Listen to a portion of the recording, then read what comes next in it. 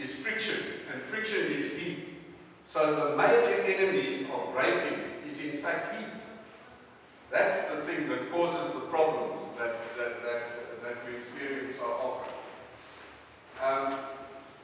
Many people don't realize, because they have skimming machines, too many times you are creating more heat every time you skim the discs. And you can create major problems with that. So most manufacturers have on their discs, or they have a chart that tells you what the minimum width of that disc is. And we should make sure we comply with that.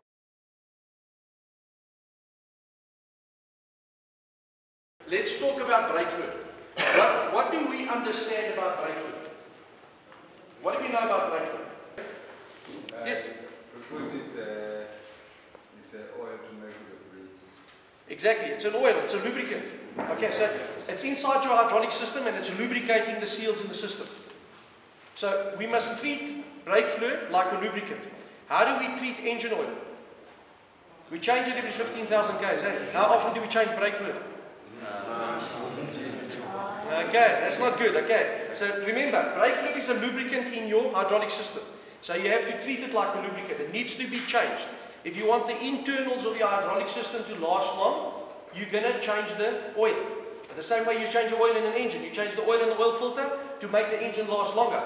So you must do the same thing with brake fluid. Okay, so it's a lubricant, that's one thing. What else about brake fluid? Anybody else? Okay, let me help you. It's glycol based. Alright, so do you know what antifreeze is? Right, so brake fluid is made from the same material, same product as antifreeze. What does antifreeze do for a cooling system? It cools the system. Okay, it helps cool the system. Alright, so this brake fluid here is from a brand new bottle that we bought about 2 weeks ago. The boiling point of this brake fluid is 228 degrees. Now, it should be minimum 260 degrees. Alright, minimum.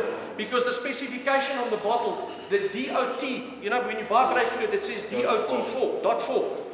Do you know what DOT stands for? Department of Transport.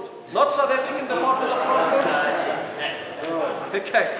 It's not the South African Department of Transport, it's an American Department of Transport.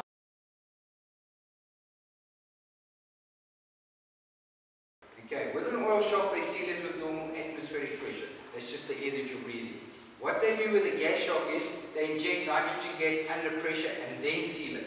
Now the difference but when I say faster, you're talking split seconds. To the man in the street, they won't really feel it. But as far as performance is concerned, it makes a big difference to the vehicle. Okay, 99% of cars today have gas shocks. It's only the old cars that still use oil. Yeah. Just to add on that, to identify the oil and the gas, as I said, a lot of guys do not, when tightening the shock, even your hands, you guys, some of you guys I know work on the dusty areas. Make sure that you do not touch the piston. The silver part. You don't touch the piston with your dirty hands, greasy with dust. Because as soon as that is, as it goes down that sill, it pops out that sill, that shock is gone.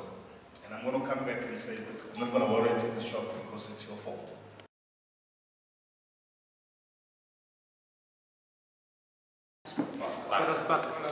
We're going to get a spark, eh?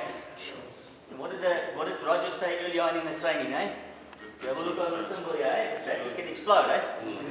If there's just enough gas there, you're going to know about it, eh? Boom! Okay, you might even burn out your electrics. Here goes the chef, Lumina's electrics, eh? This gentleman's red Lumina is now... You're going to go positive of the boost battery. Nice. To the positive of the discharge battery. Lovely. That's correct so far, eh? A to B. Yeah, and to the... We're not going to put it here. This gentleman's got it 100% right, eh? We're not going to put it to the terminal post, eh? You're going to put it to the... If I had to draw it for you, this is the current, eh? This is how the current is going to flow, eh? Positive to positive, eh? And then through the negative. Okay. Positive young man. In fact, Yeah, because the positive would far a battery flat. Yeah. I need to start the battery. And make sure we come to us as the gas.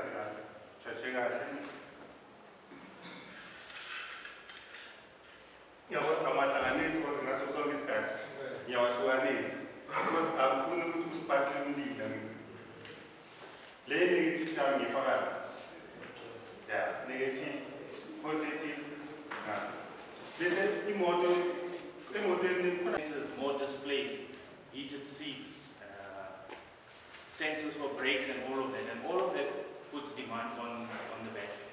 With regards to the stop-start application, what happens is when vehicles are on normal calcium battery, the difference is it's the plates, it's the technology in the plates that's different, that makes it able to handle that high charge and gives you the better cranking and the better cycling life on it. But yes, essentially it does use the same technologies that will be coming your way soon. It's not here yet, but it will be coming your way soon. And that's in terms of start-stop technology. It's already available in South Africa. There's a lot of vehicles that's already coming out with it.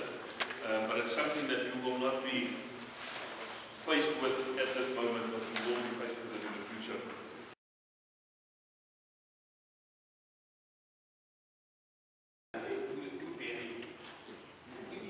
Means if there is no grease inside of a bearing, there's gonna be contact with the outer ring. So it costs out.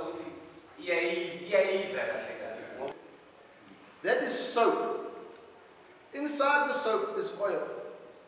When the bearing heats up, the soap releases the oil, and that's what lubricates your bearing. Do you understand? It makes sense. So now when you grease a bearing, you take a bearing and you grease it, right? You take the other bearing, you grease it, right? Then you take grease and you put it inside the hub, right? Wrong. Then you take the dust cap, and you put grease inside, you put it on, right? Wrong. Why is it called a dust cap? It's to keep the dust out, it's not a grease cap. Okay. Alright, you don't need to put grease in the cap. You don't need to put lots and lots of grease inside the hub. A thin film of grease, sharp. Okay. Question? Don't wash your car in that like they say immediately. Don't polish your car and the paint is still hot. Because when you wash your car and this paint is still hot, you paint it warm. They polish it warm at the time. Also, for me, keep up. So it's hard work for you to yourself. Box. I think it's going to be very easy as well. Name any 3 products of what that you know. Give me any 3 names of all products that you know. Radiator flush. Yes. And 1, 2, come.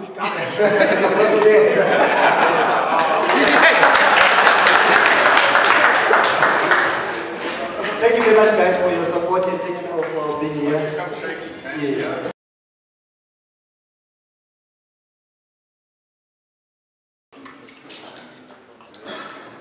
Only go on one way on a golf, as we know, because of the timing pickup.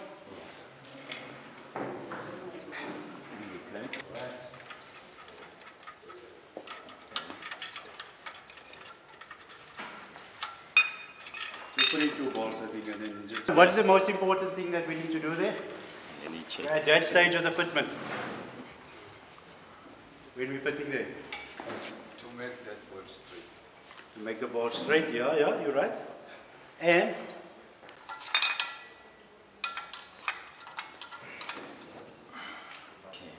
bear in mind, this is the most common assembly.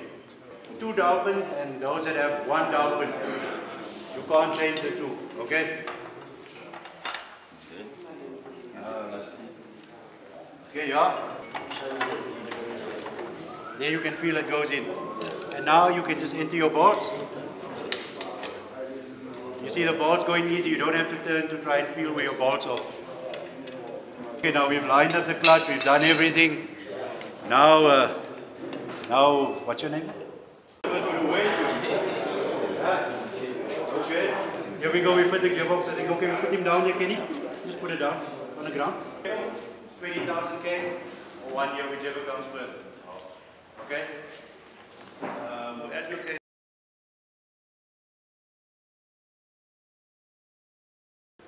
Like I said, the valve, the main objective of a valve is to seal off the cylinder, to make sure there's combustion pressure and gas, to actually help assist the combustion cycle of an engine. But something else that a lot of people don't realize is that that valve, during operation, pulls in some of the heat of the combustion gases and makes contact with the valve seat itself and actually dissipates it in through the valve seat into the cylinder head, where the water rushes through the water galleries and cool down that motor. A lot of the guys that open up motors these days, they just refit a new set of valves, lap them in, because it's sealing, it's going to do the job that it's intended to do, so the motor's going to run. But after, let's say, 1,000 kilometers, you've got valve seizure or premature valve guide wear, a point where that valve is completely loose in the valve guide. So it's critical for you guys to actually have a look, once you start stripping this engine or the cylinder, to have a look at the seat itself. Is the seat angle wide enough to make contact with the valve so it's not pulling through the head? Is the seat wide enough?